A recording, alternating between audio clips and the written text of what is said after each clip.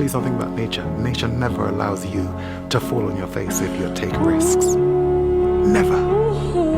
It goes like this. If you laugh, you risk appearing to be a fool. If you weep, you risk appearing to be sentimental. If you reach out for another, you risk rejection. If you love, you risk not being loved in return. If you place your dreams in front of the crowd, you risk ridicule. If you go forward in the face of overwhelming odds, you risk failure. But risk must be taken, for the greatest hazard in life is to risk nothing. The person who risks nothing, has nothing, does nothing, is nothing. That person may avoid suffering, pain, and embarrassment, But that individual will not learn, grow, feel, love, or change.